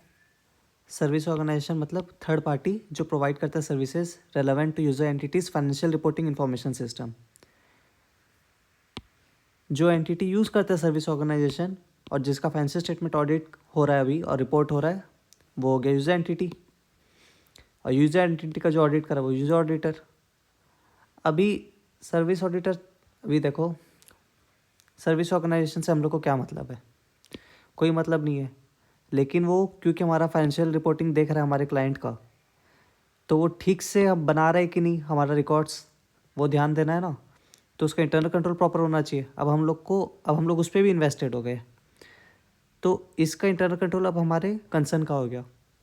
तो ये स्टैट्यूटरीली उसका स्टैट्यूटरी ऑडिटर जो है वो अपना फाइनेंसेस कैसे परफॉर्म कर रहा है, हम लोग को उससे कोई मतलब नहीं है। हम लोग को उसका कंट्रोल्स ठीक काम कर रहा है कि नहीं देखना है। तो उसका एश्योरेंस रिपोर्ट जो उसके कंट्रोल्स पर जो इशू करता है वो है सर्विस ऑडिटर, हम लोग को उससे मतलब है। तो क्या क्या सर्विसेज दे रहा है जो हमारे लिए रेलेवेंट है? सर्विसेज ऑफ सर्विस ऑर्गेनाइजेशन जो रेलेवेंट है हमारे ऑडिट के लिए, अगर वो अफेक्ट करता है procedures for initiating, recording, processing या रिपोर्टिंग ट्रांजैक्शंस। हमारे क्लाइंट का प्रोसेसिंग या रिकॉर्डिंग करने में जो ट्रांजैक्शंस होता है उससे रिलेटेड प्रोसीजर्स को अफेक्ट करता है, या फिर रिलेटेड अकाउंटिंग रिकॉर्ड्स जैसे डिस्काउंट कूपन्स होता है स्विगी जोमेटो का, वो उसको अफेक्ट करता है, या फिर कंट्रोल्स जो सराउंड करता है जनरल एंट्रीज, वो भी रिकॉर्डिंग का ही टाइप हो गया। तो 3 रिकॉर्डिंग टाइप के और 3 सिग्निफिकेंट क्लासेस ऑफ ट्रांजेक्शन्स जो कैप्चर करता है सिग्निफिकेंट इवेंट्स या फिर फाइनेंशियल रिपोर्टिंग प्रोसेस या सिग्निफिकेंट एस्टिमेट्स को अफेक्ट करता है। Significant class of transaction, significant events और सिग्निफिकेंट एस्टिमेट्स और डिस्क्लोजर्स। और 3 रिकॉर्डिंग रिलेटेड। तो ऑब्जेक्टिव क्या है हमारा, हम लोग को ऐसे 315 और 330 लगाना है। कोई भी ऑडिट पे यही करते हैं, यहाँ लिखना नहीं है, बात वही लिखा है, इसका नाम नहीं लेना है, बस जाते हैं और अंडरस्टैंड करते हैं नेचर और सिग्निफिकेंस ऑफ सर्विसेज, अंडरस्टैंड करेंगे, उस हिसाब से फिर ऑडिट प्रोसीजर रिस्पॉन्स में लगाना है, अंडरस्टैंड करना है उसका नेचर और सिग्निफिकेंस ऑफ सर्विसेज और उसका इफेक्ट क्या पड़ा है यूजर एंटिटी के इंटरनल कंट्रोल पर, और उसके रिस्पॉन्स में ऑडिट प्रोसीजर्स डिज़ाइन और परफॉर्म करना है। तो सबसे पहले अंडरस्टैंडिंग नेचर और सिग्निफिकेंस ऑफ सर्विसेज और उसका इफेक्ट क्या आता है यूज़र एंटिटी के इंटरनल कंट्रोल पर। क्या सर्विसेज दे रहा है वो समझने के लिए पहले देखना है कि नेचर और सिग्निफिकेंस ऑफ सर्विस क्या है, किस टाइप का सर्विसेज दे रहा है। तो उसके लिए हम लोग को यूज़र मैनुअल देख सकते हैं, कॉन्टेक्स्ट देख सकते हैं, सर्विस ऑडिटर का रिपोर्ट देख सकते हैं, समझने के लिए यूज़र एंटिटी उसको यूज़ कैसे करता है। जैसे हम लोग अपना काम दे रखे हैं कि लेस चिप्स बनाते हैं हम लोग, तो आलू छिल के देना, तो वो कैसे क्या सर्विसेज दे रहा है वो देखने के लिए हम लोग को यूज़र मैनुअल ये सब देख के समझना पड़ेगा। उसके बाद ना समझ आया कि फाइनेंशियल रिपोर्टिंग के रेलेवेंट है या नहीं है। फिर सर्विस ऑर्गेनाइजेशन जो ट्रांजैक्शन और अकाउंट्स को प्रोसेस करता है, जो ट्रांजैक्शन और अकाउंट्स को अफेक्ट करता है, वो कितना ज़रूरी है हमारे लिए, उसका मेटेरियलिटी देखेंगे। डिग्री ऑफ इंटरेक्शन कितना है, हमारा इंटरेक्शन कितना होता है सर्विस ऑर्गेनाइजेशन के साथ, वो जो सर्विसेज देता है उसके साथ, अगर वो हाई है तो हम लोग को स्ट्रॉन्गर यूज़र एंटिटी कंट्रोल चाहिए। तो डिग्री ऑफ इंटरेक्शन कितना है, और नेचर ऑफ रिलेशनशिप क्या है, क्या रिलेशनशिप है, हम लोग उससे क्या सर्विसेज लिए हैं, बस स्टोरेज का लिए हैं कि वो बोला है उसके साथ इंक्रिप्शन भी करके देगा, तो उसके लिए हम लोग को कॉन्टेक्चुअल टर्म्स पढ़ना होगा, समझ आएगा कि सर एक्चुअल में रिलेशनशिप क्या है। एडिशनल अंडरस्टैंडिंग अगर उसको चाहिए तो टाइप 1 या टाइप 2 रिपोर्ट देख ले, अगर मिलता है तो क्या है बताऊँगा अभी, या फिर पहुँच जाएगा, कॉन्टैक्ट करेगा सर्विस ऑर्गेनाइजेशन को थ्रू यूज़र एंटिटी, या फिर विजिट कर लेगा, पहुँच जाएगा, या फिर अनदर ऑडिटर को बोलेगा कि भाई जाके परफॉर्म कर दो। टाइप 1 और टाइप 2 रिपोर्ट कुछ नहीं है, ये सर्विस ऑर्गेनाइजेशन देता है हम लोग को। टाइप 1 रिपोर्ट में मैनेजमेंट प्रिपेयर डिस्क्रिप्शन रहता है सिर्फ, और टाइप 2 रिपोर्ट में वो डिस्क्रिप्शन के साथ सर्विस ऑडिटर का ओपिनियन रहता है। डिस्क्रिप्शन में क्या रहता है, बताता है कि हमारा सिस्टम क्या, इंटरनल कंट्रोल सिस्टम क्या है, कंट्रोल ऑब्जेक्टिव्स क्या है, वो कंट्रोल किस रिस्क को एड्रेस करने के लिए बना हुआ है, और डिज़ाइन और इम्प्लीमेंटेशन क्या है हमारे कंट्रोल्स का, हमारे कंट्रोल्स का बड़ाई करता है, वो बताता है कि हम लोग ऐसे करते हैं काम, और ये एक स्पेसिफाइड डेट पर बताता है कि 31/3 को आज हमारा स्टेटस ये है, हमारा इंटरनल कंट्रोल ऐसे काम करता है। और टाइप 2 रिपोर्ट उससे भी बेहतर होता है क्योंकि इसमें सर्विस ऑडिटर का ओपिनियन भी रहता है। सारे एलिमेंट्स ऑफ टाइप 1 तो रहता ही है, प्लस सर्विस ऑडिटर का ओपिनियन रहता है जिसमें वो बताता है ऑपरेटिंग इफेक्टिवनेस ऑफ कंट्रोल्स, ये सब कंट्रोल्स है ठीक है, बट वो काम कैसे कर रहा है, तो उस पर अपना ओपिनियन देता है ओवर अ पीरियड कि ये 30 जून से 6 मार्च तक ही काम किया, ऐसे ओवर अ पीरियड रहता है। तो यहाँ पे डिफरेंस भी दिख गया, इसमें ये 3 एलिमेंट रहता है, इसमें ये 3 एलिमेंट प्लस ऑपरेटिंग इफेक्टिवनेस रहता है, ये एट स्पेसिफाइड डेट रहता है, ओवर अ पीरियड रहता है, इसमें सिर्फ डिस्क्रिप्शन रहता है, इसमें डिस्क्रिप्शन प्लस ओपिनियन रहता है बस। तो अगर उसको टाइप 1 या टाइप 2 रिपोर्ट मिल जाता है तो वो ले लेगा समझने के लिए। अब अगर वो टाइप 1 या टाइप 2 रिपोर्ट को यूज़ करता है तो वो ये बात से सेटिस्फाई कर ले कि वो जिसका पढ़ रहा है रिपोर्ट, जिसका रिपोर्ट पर रिलाई कर रहा है, वो कॉम्पिटेंट है या नहीं, सर्विस ऑडिटर कॉम्पिटेंट है कि नहीं। Unless ICAI member, ICAI member होगा तो फिर उसका कॉम्पिटेंस ये चेक करने वाला कौन होता है, तो खुद ही ICAI मेंबर है इसलिए ऑडिट कर रहा है, और उसका इंडिपेंडेंस इंश्योर कर लेगा सर्विस ऑर्गेनाइजेशन से। एडिक्वेसी देख लेगा, वो रिपोर्ट्स मान लो 10 स्टैंडर्ड को कंप्लाई करके बनाना था, ये 3 स्टैंडर्ड से कंप्लाई करके बना दिया और बोल दिया कि बढ़िया है, तो वैसे नहीं, स्टैंडर्ड से एडिक्वेट सारा यूज़ किया है कि नहीं। अब अगर उसको एज एन एविडेंस यूज़ करना है कि मैं अंडरस्टैंडिंग के लिए ये सब यूज़ किया, टाइप 1 टाइप 2 रिपोर्ट यूज़ किया, तो उसको ये भी इंश्योर करना है कि रिपोर्ट का डेट और पीरियड अलाइन होना चाहिए, उसको जितना नीड है वो जो पीरियड के लिए ऑडिट कर रहा है उसके साथ अलाइन कर रहा है कि नहीं वो सर्विस ऑडिटर का ओपिनियन, और वो सफिशिएंट और अप्रोप्रिएट है कि नहीं अंडरस्टैंडिंग के लिए। अगर एविडेंस की तरह यूज़ कर रहा है तो वो तो सही तो होना चाहिए ना। और कॉम्प्लीमेंट्री यूज़र एंटिटी कंट्रोल्स जो आइडेंटिफाई किया है SO। Complementary user entity control क्या होता है, वो सर्विस ऑर्गेनाइजेशन के सर्विसेज के साथ फ्री आता है, मतलब सर्विस ऑर्गेनाइजेशन प्रिज्यूम करके चलते हैं कि हम लोग ये तो लगाएंगे ही, क्योंकि सर्विस ऑर्गेनाइजेशन अपना कुछ ड्यूटी कर रहा है तो हम लोग को भी उसके कॉरस्पॉन्डिंगली कुछ कंट्रोल्स लगाना होगा ना। अब जैसे मान लो हम लोग वही ड्राइव का सर्विसेज लेते हैं, तो वो बोलता है कि हमारा डेटा को वही सिक्योर रखेगा, तो एन्क्रिप्शन सर्विसेज भी देगा। अब वो एन्क्रिप्शन का सर्विसेज दे रहा है और हम लोग इधर अपना कंप्यूटर को रखते हैं बीच चौक में, कोई भी आके बैठ सकता है, कोई भी एक्सेस कर सकता है, तो ऐसे तो नहीं चलेगा ना। तो वो भी देखेगा, वो भी हम लोग को बोलेगा कि आप कम से कम पासवर्ड लगा के रखो, 2 फैक्टर ऑथेंटिकेशन ऑन करके रखो, कंप्यूटर को सिक्योर लोकेशन पर रखो। तो वही कम्प्लीमेंट्री यूज़र एंटिटी कंट्रोल अगर कोई आइडेंटिफाई किया है एसओ, तो हमारे लिए रेलेवेंट है कि नहीं, और अगर रेलेवेंट है तो यूज़र एंटिटीज़ को इम्प्लीमेंट किया है कि नहीं, बस। तो टाइप 1 टाइप 2 रिपोर्ट यूज़ कर सकता है, कॉन्टैक्ट कर सकता है थ्रू यूज़र एंटिटी, विजिट कर सकता है, या फिर एनर ऑडिटर को यूज़ कर सकता है। यहाँ पे सर्विसेज समझ गया सारा। उसके बाद इवेल्युएट कर लेगा यूज़र एंटिटी का कंट्रोल। ऐसो जो सर्विसेज देता है वो ऐसे हम लोग डायरेक्ट तो पूरा एकदम नहीं कर देते होंगे ना, तो यूज़र एंटिटी उसके रिगार्ड में क्या कंट्रोल्स लगा है उसका डिज़ाइन और इम्प्लीमेंटेशन चेक कर लेंगे। फिर देख लेंगे कि हम लोग को अब सफिशिएंट अंडरस्टैंडिंग मिला कि नहीं, कि हम लोग रोमम आइडेंटिफिकेशन कर पाए, कि हमारे लिए वो बेसिस का काम करे फॉर रोमम आइडेंटिफिकेशन। अब रेस्पॉन्ड का टाइम आ गया, अंडरस्टैंड कर लिए, टेस्ट ऑफ कंट्रोल्स करेगा। एविडेंस अब उसको चाहिए कि सर्विस ऑर्गेनाइजेशन का कंट्रोल्स ठीक काम करता है कि नहीं, तो उसके लिए या तो वो खुद जाके परफॉर्म कर ले test of control service organisation पर, या किसी दूसरे ऑडिटर से करवा ले, या फिर टाइप 2 रिपोर्ट अगेन, क्योंकि वहाँ पे वो सर्विस ऑडिटर कर रखा है। तो अगर टाइप 2 रिपोर्ट को एविडेंस की तरह यूज़ करना है तो अगेन फिर देख लेगा डेट ऑफ पीरियड अलाइन करता है कि नहीं, हम लोग को जो टाइम पीरियड चाहिए उसके लिए वो एडिक्वेट है कि नहीं, और लास्ट कितना टाइम हो गया, टाइम इलैप्स हुए since performance of test of controls. हम लोग को जो चीज़ चेक करना था, मान लो कंप्लीटनेस चेक करना था कि सारा ट्रांजेक्शन्स रिकॉर्ड होता है कि नहीं, तो हम लोग को जो चेक करना था उसके लिए वो रेलेवेंट है कि नहीं, और उस सही देता है कि नहीं हमारा रिस्क असेसमेंट को सपोर्ट करने के लिए।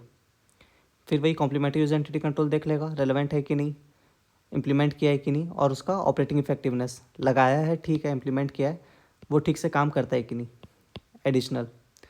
तो इसमें ऐसे कोई डाउट नहीं होना चाहिए, कन्फ्यूज़न नहीं होना चाहिए। डेट और पीरियड दोनों में चेक करना है, इसमें टाइम पीरियड देखना है, इसमें भी ये टाइम पीरियड एक्चुअली इसी का पार्ट है, और कितना टाइम इलैप्स हो गया लास्ट परफॉर्मेंस से, ये क्योंकि हम लोग इसको हमारे ऑडिट एविडेंस की तरह यूज़ कर रहे हैं, यहाँ पे अंडरस्टैंडिंग के लिए यूज़ कर रहे हैं, यहाँ पे टेस्ट ऑफ कंट्रोल के लिए यूज़ कर रहे हैं। तो यहाँ पे देखेंगे कितना टाइम हो गया, और यहाँ पे हम लोग स्टैंडर्ड्स चेक कर रहे थे क्योंकि हम लोग को समझना था कि ठीक से रिपोर्ट बनाए कि नहीं, कि हम लोग समझ पाए, तो सारा स्टैंडर्ड्स को यूज़ करके बनाए कि नहीं देखें। यहाँ पे उसी के बदले हम लोग देख रहे हैं कि हमारा एसर्शंस को एड्रेस करता है कि नहीं, और यहाँ पे कॉम्प्लीमेंट्री यूजर एंटिटी कंट्रोल का पॉइंट दोनों में ही है। तो डेट ऑफ पीरियड दोनों में यहाँ सफिशिएंट अप्रोप्रिएट है कि नहीं अंडरस्टैंडिंग के लिए, या हमारे प्रॉपर टाइम के लिए है कि नहीं, रेलेवेंट टू यूई एसर्शंस सारा स्टैंडर्ड्स को यूज़ करके बनाया है कि नहीं, और कॉम्प्लीमेंट्री यूजर एंटिटी कंट्रोल। फिर अगर उसको साइन मिल जाता है टेस्ट ऑफ कंट्रोल से फ्रॉम यूई रिकॉर्ड्स तो ठीक है, बढ़िया है, वरना वेब परफॉर्म करेगा या अनदर ऑडिटर को बोलेगा कि परफॉर्म कर दे सर्विस ऑर्गेनाइजेशन पे जाके। फ्रॉड, नॉन कंप्लायंस या फिर अनकरेक्टेड एमएमएस अगर दिखता है तो यूज़र ऑडिटर पूछेगा ना कि भाई क्या गड़बड़ किए तुम लोग बुक्स में, सर्विस ऑर्गेनाइजेशन से पूछेगा, देखेगा कि उसका ऑडिट प्रोसीजर कैसे इफेक्ट होता है, कंक्लूजन और रिपोर्टिंग पर क्या असर आता है। रिपोर्टिंग अगर सही नहीं मिलता है तो मॉडिफाई कर देगा। सर्विस ऑडिटर का रिपोर्ट को वो रेफ़र नहीं कर सकता है अगर अनमॉडिफाइड ओपिनियन देता है, अनलेस रिक्वायर्ड बाय लॉ और रेगुलेशन, क्योंकि उससे फिर ऐसा इंप्रेशन आएगा कि सर्विस ऑडिटर के काम पे रिलाई करके वो किया, तो उसका काम का क्रेडिबिलिटी घट जाएगा। तो एक खुद पता लगाया है उसको ध्यान में रखने के लिए सर्विस ऑडिटर का काम को रेफ़र नहीं करेगा। लेकिन अगर मॉडिफाइड ओपिनियन देता है और उसके लिए रिक्वायर्ड या रेलेवेंट था उसका काम को रेफ़र करना, तो वो ऑडिटर का, यूज़र ऑडिटर का रिस्पॉन्सिबिलिटी डिमिनिश नहीं करना चाहिए। वो दिया है बट वो ऐसे नहीं होना चाहिए कि मैं अपना काम इससे करवाया हूँ, उस पर रिलाई करके बोला हूँ, मैं अपना मॉडिफाइड ओपिनियन दिया हूँ। तो इसी के लिए वो अपने रिपोर्ट पर एम्फसाइज़ करेगा, फोकस देगा कि यूज़र ऑडिटर का कंटिन्यूड रिस्पॉन्सिबिलिटी है, मैं अभी भी उसके लिए ज़िम्मेदार हूँ, मैं इसके ऊपर इसके कंधा पे रख के नहीं भाग गया। बस ख़त्म। क्वेश्चंस देख लेते हैं। माई डेकोर लिमिटेड एंगेज्ड है मैन्युफैक्चरिंग ऑफ फैब्रिक्स में, उसको सेटअप करना एक नया प्लांट फॉर मैन्युफैक्चरिंग का स्पेशल काइंड ऑफ फैब्रिक जो पूरा ही डिफरेंट टेक्सचर और फील देता है। यह नया फैब्रिक तुरंत हिट हो जाता है रिटेल कस्टमर्स में। तो कंपनी को अब सेटअप करना है एक नया plant for manufacturing the above kind of fabric. इसमें लगेगा ह्यूज कैपिटल आउटलेस ताकि वो कॉम्पिटिटिव रहे मार्केट में। तो हम ऑडिटर है इस कंपनी के, और हमको पता चलता है कि कंपनी का रेवेन्यू इंक्रीज़ हुआ है फाइनेंशियल ईयर अभी 2023 में 1000 crore. From 750 crore in the last year. तो बाय द टाइम हम लोग ऑडिट स्टार्ट करते हैं तब तक कोई चेंज नहीं हुआ था प्लांट कैपेसिटी में, और इन्फॉर्मेशन कि नया प्लांट सेटअप करना है हम लोग को पता चलता है during an inquiry of the company's personal. Discuss करना है कैसे हम लोग डील करेंगे with the above situation as the auditor, special attention देते हुए to the risk of material misstatement from due to fraudulent financial reporting. Info बस यही दो है, नया सेटअप करना है उसको, उसमें ह्यूज कैपिटल आउटले होगा और रेवेन्यू इंक्रीज हुआ है 1000 करोड़ 750 करोड़ से। तो इसमें क्या अभी ये खुद ही बोल दिया है किस तरीके से आंसर करना है फ्रॉडुलेंट फाइनेंशियल रिपोर्टिंग। इसका क्या एलिमेंट दिख रहा है? एक तो ये है उसको ह्यूज कैपिटल आउटले करना है, उसको एडिशनल फंड चाहिए। फ्रॉड रिस्क फैक्टर में था ना एक, कॉम्पिटिटिव रहना है, एडिशनल फंड चाहिए। ये देखो, नीड फॉर एडिशनल डेट और equity financing, high competition, vulnerability to rapid changes, ये तो नहीं आएगा उतना, वही कॉम्पिटिटिव रहना ही आ गया। यही है अपना फ्रॉड रिस्क फैक्टर का काम करेगा ह्यूज कैपिटल। ये प्रेशर है to indulge in fraudulent financial reporting. Management tempt हो सकता है इन्फ्लेट करने के लिए रेवेन्यू ताकि उसको एडिशनल फंड आराम से मिले। तो फ्रॉड रिस्क फैक्टर है क्या, इवेलुएट करना है।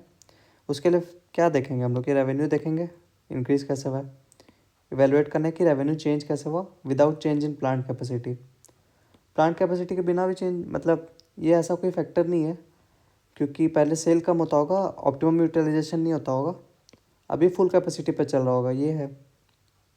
बट कैसे बढ़ा इसको चेक करना है। तो कैसे प्रोसीड करेंगे लिखा है, तो बता देंगे ऑडिट प्रोसीजर लगाएंगे एड्रेस करते हुए रेवेन्यू। ये रेवेन्यू को चेक करना है ना, उसके लिए ऑडिट प्रोसीजर लगा देंगे। अब ये अपने मन से लिखना है, ये अपना ICAI लिखा है कि सब्सटेंटिव एनालिटिकल प्रोसीजर लगाएंगे, कंप्यूटर असिस्टेड ऑडिट टेक्निक लगाएंगे अनयूजुअल ट्रांजैक्शंस को आइडेंटिफाई करने के लिए, और कंट्रोल्स टेस्ट करेंगे। ये तो लिखते ही हम लोग भी, ये भी लिखते शायद, और ये दूसरे चैप्टर पढ़ के आ ही जाता आइडिया, वरना कुछ और लिखते तो भी चल जाएगा। टेस्ट करेंगे control pertaining to revenue transactions.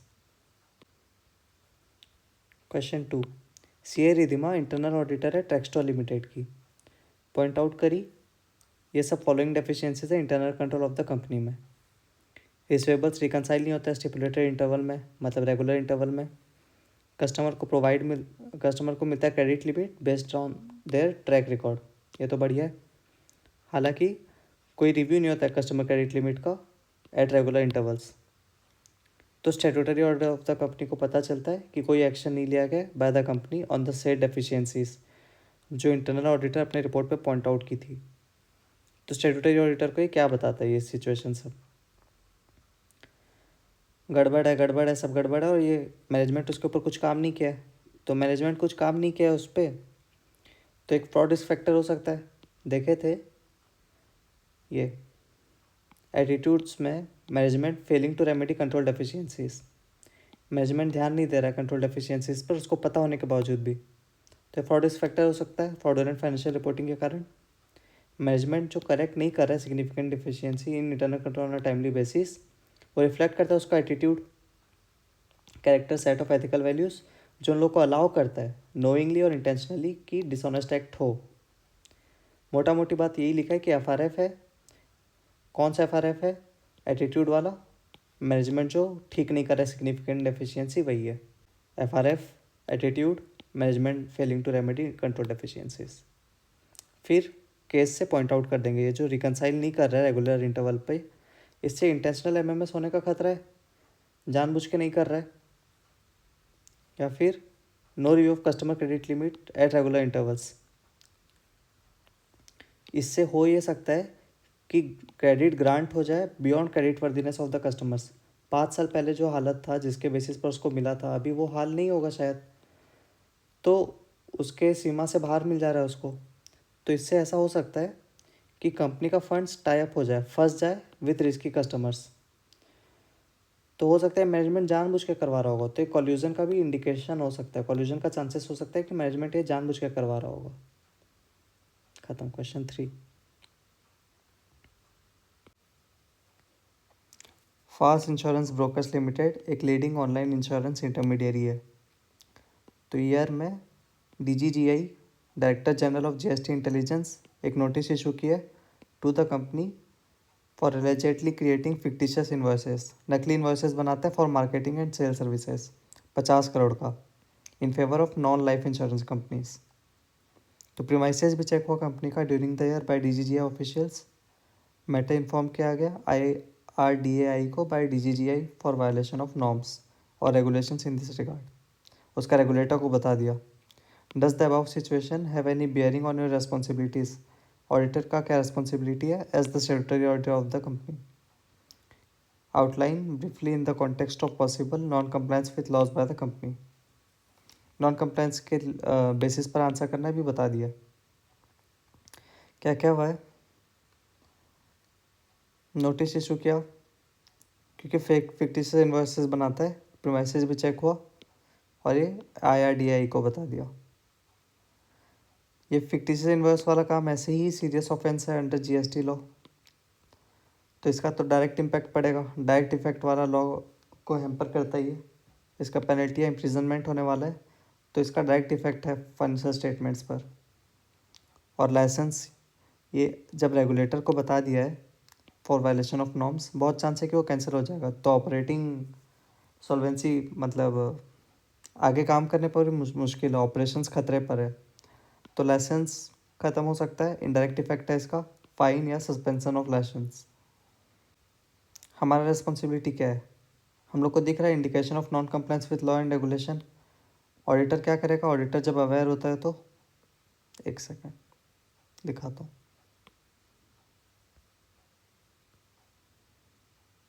Responding to non compliance, identifier suspect करते नॉन कंप्लायंस तो नेचर अंडरस्टैंड करेगा, एसेस करेगा इम्पैक्ट, कम्युनिकेट कर देगा मैनेजमेंट TCWG को, अगर सफिशिएंट इन्फो नहीं है तो लीगल एडवाइस लेगा, और इम्प्लीकेशन ऑफ नॉन कंप्लायंस देखेगा रिस्क असेसमेंट और रिटर्न रिप्रेजेंटेशन के ऊपर। एडिक्वेट इन्फो अगर नहीं मिलता नॉन कंप्लायंस को लेकर तो ओपिनियन पर इम्पैक्ट देखेगा। बस ये देख लेते हैं। CA वल्लभ सुंदर ऑडिटर है एक लीडिंग प्राइवेट सेक्टर बैंक का। IT सिस्टम और कंट्रोल्स उसके कंसिडरेशन पर है। वो रिपोर्ट करना चाहता है उन लोग को एज अ की ऑडिट मैटर ऑडिट रिपोर्ट पर, क्योंकि उसका हाई लेवल ऑफ ऑटोमेशन और कॉम्प्लेक्सिटी है उसका IT आर्किटेक्चर में और उसका इम्पैक्ट के कारण on the financial reporting system. तो पूछ रहा है कब कम्युनिकेट करना चाहिए, at what time should he communicate such identified की audit matter, what are the relevant considerations in this regard और उसका यूजफुलनेस। ये रिपोर्ट करना चाहता है की ऑडिट मैटर पर, तो ये ऐसे 700 सीरीज का पार्ट हो जाएगा, उसमें है रिपोर्टिंग। तो कब कम्युनिकेट करना है पूछ रहा है, कब कम्युनिकेट करना मतलब ये ऐसे 260 आ गया, कब कम्युनिकेट करना है मतलब TCWG को कम्युनिकेट करना है। तो ऐसे 260 बताता है कि TCWG को टाइमली बेसिस पर कम्युनिकेट करना है, और ऐसे 701 में पढ़ेंगे कि 2 बार डिस्कस करना है when discussing the plan scope and timing. Audit start करने से पहले ही बता देगा कि हम लोग ऐसे की ऑडिट मैटर आप लोग से जो डिस्कशन करते हैं जो इंपॉर्टेंट लगता है उसको हम लोग बताएंगे बाद में की ऑडिट मैटर में। तो पहले एक बार प्लानिंग टाइम में बता देगा, फिर लास्ट में ऑडिट करने के बाद when communicating the audit findings, audit में क्या क्या मिला तब एक बार बात करेगा। फिर कम्युनिकेशन जो हम लोग पढ़े थे वो वही वाला है, कम्युनिकेशन जो पढ़े थे वही वाला है। टाइमली होगा, सिग्निफिकेंट फाइंडिंग्स बताएगा राइटिंग में, ऑडिट इंडिपेंडेंस लिस्टेड एंटिटी में राइटिंग पे देगा, इवेलुएट करेगा एडिक्वेसी टू वे कम्युनिकेशन का, अगर इनएडिक्वेट है तो रिस्क असेसमेंट इम्पैक्ट और एबिलिटी टू ऑब्टेन सही देखेगा। और सिग्निफिकेंस भी पूछा था तो सिग्निफिकेंस में लिख देंगे facilitates understanding of audit matters in context, और ऑडिटर को रेलेवेंट इन्फो पाने में मदद मिलता है, और TCWG को अपना responsibility relating to financial reporting जो ओवरसी करने का रेस्पॉन्सिबिलिटी उसमें मदद मिलता है।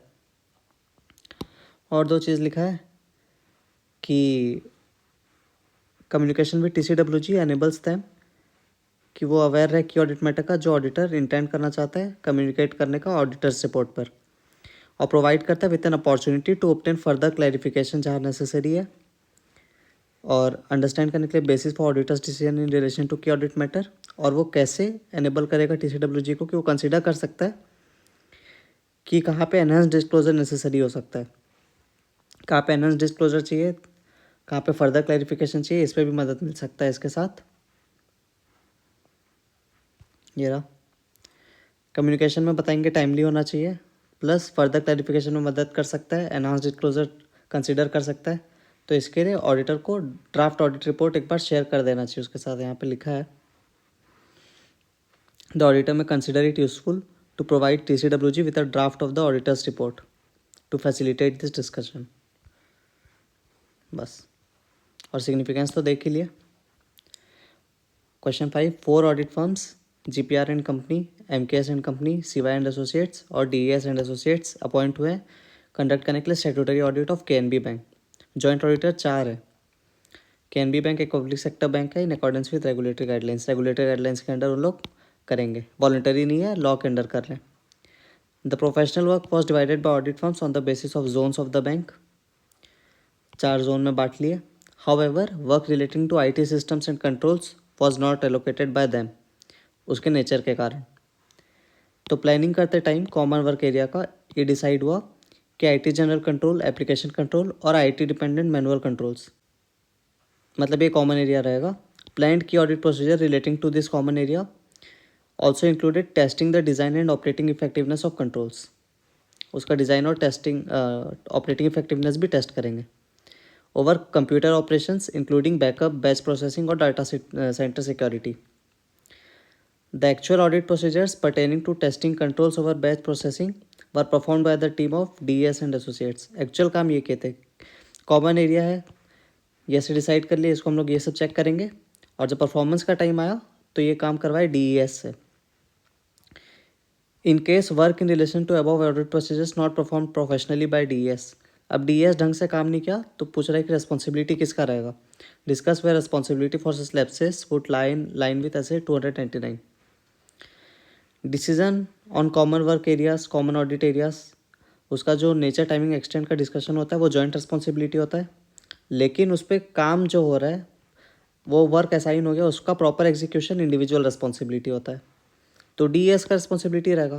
प्लान जॉइंटली हुआ है लेकिन परफॉर्म DES किया है, तो इसके लिए लैब्स के लिए DES ही रिस्पॉन्सिबल रहेगा।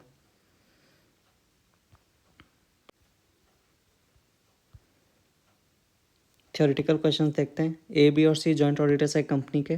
B is of the opinion की मटेरियल मिसस्टेटमेंट है फाइनेंशियल स्टेटमेंट्स पर, जिसको अगर अकाउंट कर लेंगे तो जो प्रॉफिट दिख रहा है 25 करोड़ का वो लॉस हो जाएगा 5 करोड़ का। तो इसके लिए वो चाहते हैं कि एडवर्स ओपिनियन देना, लेकिन कौन बोला था ये बात? B। तो A और C उसके व्यूज़ के साथ कंकर नहीं करते हैं, एग्री नहीं करते हैं, और उन लोग इंक्लाइंड है एक्सेप्ट करने के लिए मैनेजमेंट का वर्जन। इन लोग मैनेजमेंट के चटोरे हैं। Is B required to go by the majority opinion of 2:1? बिल्कुल भी नहीं। ऑडिट कंक्लूजन और रिपोर्टिंग दिखाता हूँ।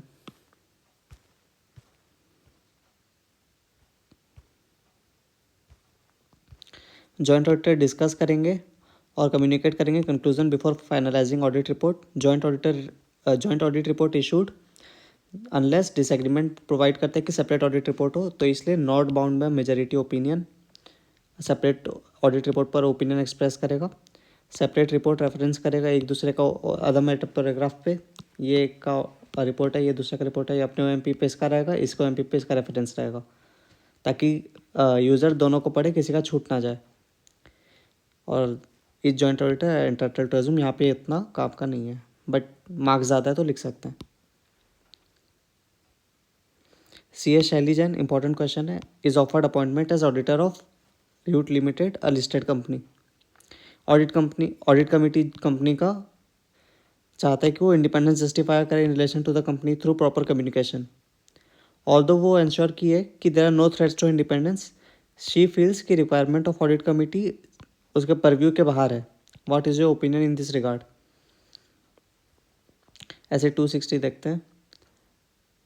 एडिशनल कम्युनिकेशन रिक्वायरमेंट देखे थे लिस्टेड एंटिटी में। स्टेटमेंट ऑफ कंप्लायंस देना है एथिकल रिक्वायरमेंट्स के साथ, डिस्क्लोजर देना है सारे रिलेशंस और मैटर्स जो अफेक्ट करता है इंडिपेंडेंस को, जैसे कि टोटल फीस जो चार्ज किया उसका ब्रेकअप देना है ऑडिट और नॉन ऑडिट सर्विसेज के लिए, और सेफगार्ड्स जो अप्लाई किया है एलिमिनेट और रिड्यूस करने के लिए थ्रेट्स टू इंडिपेंडेंस, तो है उसके परव्यू पर। और कंपनीज एक्ट भी बोलता है ऑडिट कमेटी को कि रिव्यू और मॉनिटर करना ऑडिटर्स इंडिपेंडेंस।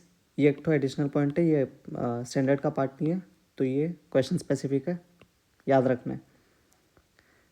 उतना ज़रूरी नहीं है वैसे तो। कंपनीज एक्ट रिक्वायर करता है ऑडिट कमेटी को कि रिव्यू और मॉनिटर करे ऑडिटर का इंडिपेंडेंस तो वेल विद इन परव्यू है। You are the auditor of a social media company. Of late government tighten कर दिया noose around companies operating in this segment by bringing in a maze of regulatory legislations. नया legislation लाए to protect interests of users. How can you proceed to verify that the company is compliant with new regulatory requirements. कैसे verify करेंगे कि company comply कर रहा है new regulatory requirements के साथ। बिसाइड्स, ये अबव सिचुएशन क्या बताता है हम लोग को एज एन ऑडिटर, क्या चीज़ की तरफ इशारा करता है। तो देखना है कि company has put in place system और प्रोसीजर लॉ के साथ कंप्लाई करने के लिए। पूरा पैरा था ना,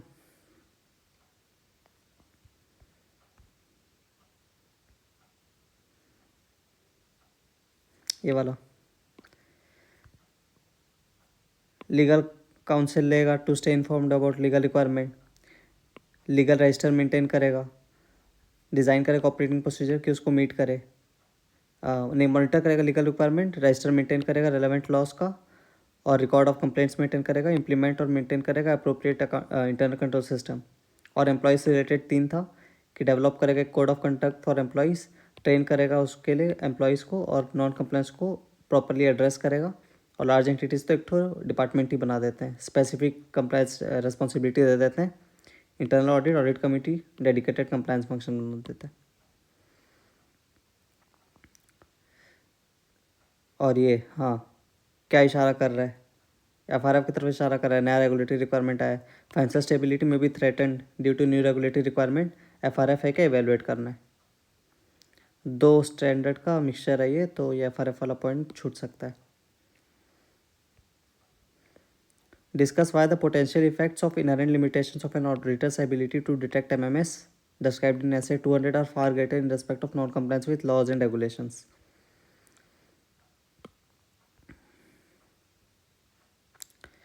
ये रहा। ऑडिटर को अलर्ट तो रहता ही है थ्रू आउट द ऑडिट, तो ऐसे 200 बोलता है। पोटेंशियल नॉन कंप्लायंस सारा डिटेक्ट नहीं कर सकता है क्योंकि इनहेरेंट लिमिटेशन रहता है, इससे रिस्क बढ़ जाता है एमएमएस के अनडिटेक्टेड रहने का। इसका कारण ये है, यही है मेन आंसर। बहुत सारा लॉ और रेगुलेशन इफेक्ट करता है ऑपरेशंस, जिसका इम्पैक्ट नहीं रहता है फाइनेंशियल रिपोर्टिंग पर, तो हम लोग को नहीं पता होगा।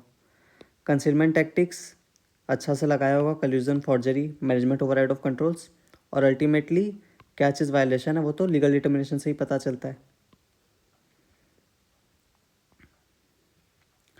MN and associates statutory auditor ABC limited के फाइनेंशियल ईयर 22-23 के लिए during the course of audit engagement partner mister Manohar notice करते हैं एक मिसस्टेटमेंट जो रिजल्ट हो रहा है फ्रॉम अ सस्पेक्टेड फ्रॉड। जो क्वेश्चन पर ले आता है ऑडिट टीम का ability to continue audit perform करना।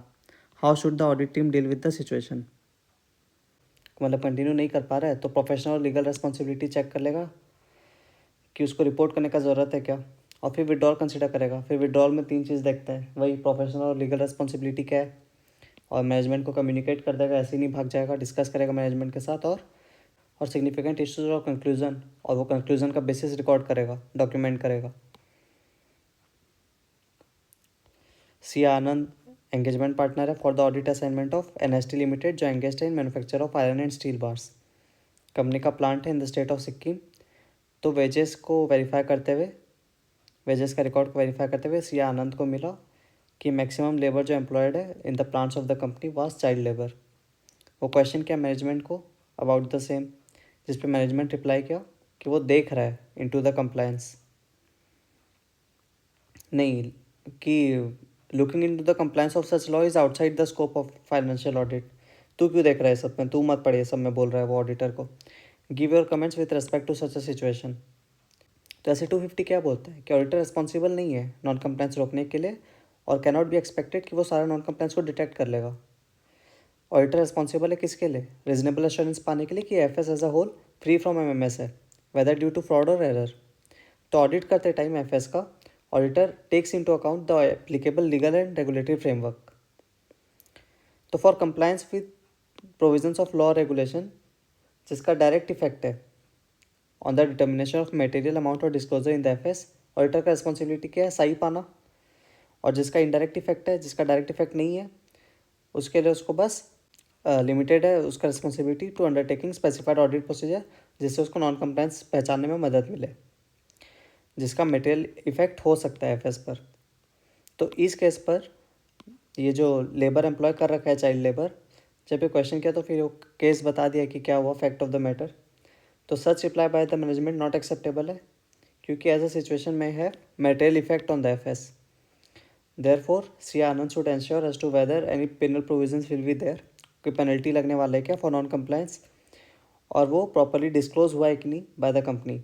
अगर सी आनंद कंक्लूड करता है कि नॉन कंप्लायंस का मटेरियल इफेक्ट है एफएस पर और वो प्रॉपरली एडिक्वेटली रिफ्लेक्टेड नहीं है फाइनेंशियल स्टेटमेंट्स पर, तो एडवर्स या क्वालिफाइड ओपिनियन दे देगा। मैग्नेट इंटीरियर्स लिमिटेड एक लिस्टेड कंपनी है जो एंगेज्ड है in manufacture of office furniture. Company का एक्टिविटीज़ डिवाइडेड है 4 जोग्राफिक रीजन्स पर। कंपनी अपॉइंट किया 2 जॉइंट ऑडिटर को जॉइंट ऑडिट करने के लिए। Engagement partner for both the firm Amar और चैतन्य अपने ऑडिट टीम के साथ गए, हैड अ मीटिंग एक की, discuss the areas of the work जो बांटना है और उनका रेस्पेक्टिव रेस्पॉन्सिबिलिटीज़। तो वही रेस्पॉन्सिबिलिटीज़ पर है, पूरा डायरेक्ट क्वेश्चन है, ये सारा डायरेक्ट क्वेश्चन है, कोई वो नहीं है।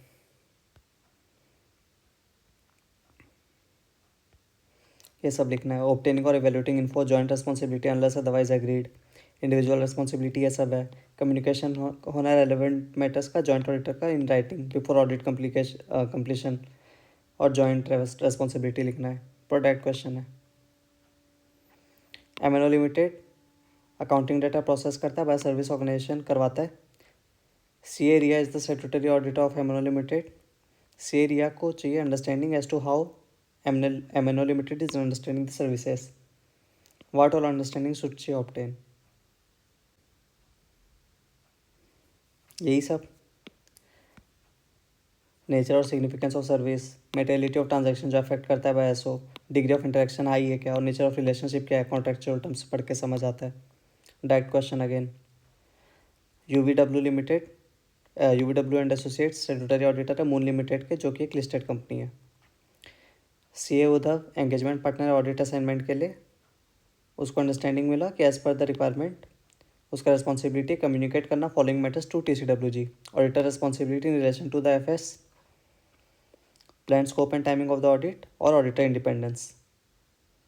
Which of the matters is not included in the list जो प्रिपेयर्ड बाय सीए उद्धव। तो TCWG को कम्युनिकेट करते टाइम क्या क्या बताना है, मैटर्स टू बी कम्युनिकेटेड पे लिखना है। प्लेन थ्योरी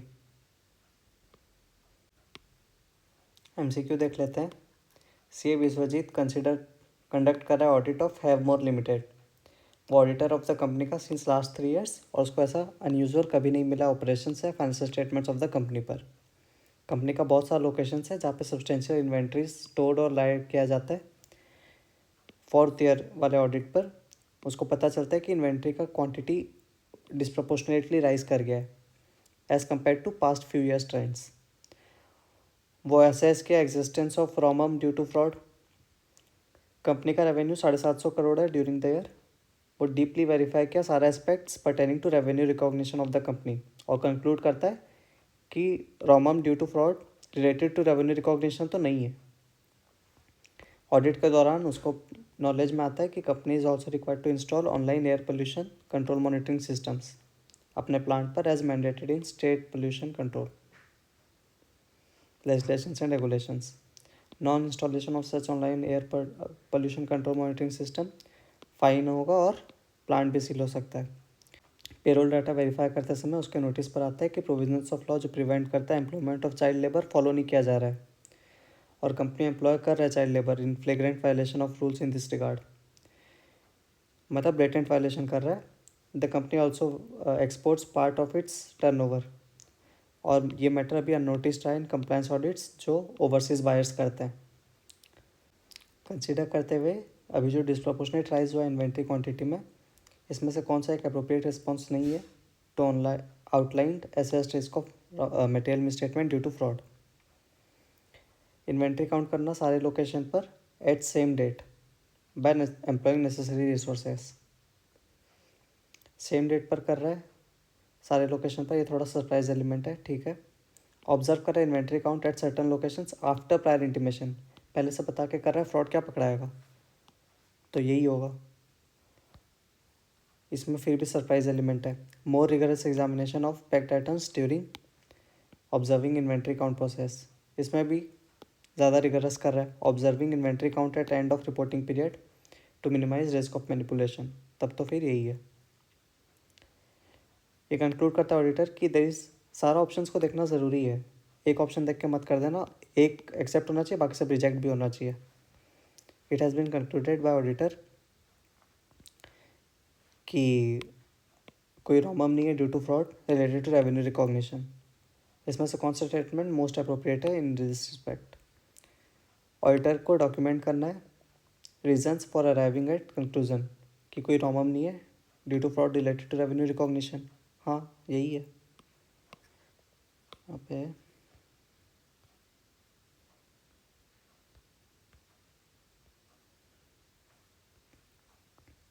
ये रहा रीज़न कंक्लूड करने के लिए कि प्रिजम्पशन ऑफ फ्रॉड रिस्क नहीं है रेवेन्यू रिकॉग्निशन में, नॉट एप्लीकेबल। तो रीजंस बस डॉक्यूमेंट करना है। आइडेंटिफाइड और assessed ROMM due to fraud, इसको डॉक्यूमेंट करना है नहीं, बस यही रीजंस डॉक्यूमेंट करना है। Since no ROMM due to fraud pertaining to revenue recognition was identified, separate documentation in this respect is not needed। ये सब तो कुछ नहीं है। Auditor needs only to document कि no ROMM due to fraud was identified, नहीं reasons भी करना है। ऑडिटर को रेफरेंस देना है to discussion among engagement team members, नहीं ये सब नहीं है। Which of the following statements most appropriately describes responsibilities of auditor in relation to compliance with state pollution control legislation and regulations? Sai needs to be obtained by auditor to verify compliance। ये state pollution control वाला, ये direct effect है कि indirect effect है? Not direct effect है। Non direct effect है, इसमें मतलब बस आइडेंटिफाई करना है नॉन कंप्लायंस। साई तो नहीं पाना है। Physical verification of workability of such systems is required from an auditor है। Only inquiry of company management personnel and review of correspondence, ये था स्पेसिफिक प्रोसीजर में। कहाँ है ये रहा, स्पेसिफिक प्रोसीजर लगाना, inquiry of management, correspondence inspect करना, और सफाइज टू वेरीफाई कंप्लायंस, ये ठीक है। Only physical verification of workability of such systems and review of correspondence with regulatory, नहीं। ऑडिटर ऑब्जर्व करता है non compliance of law prohibiting employment of child labour, तो most appropriate course of action क्या है?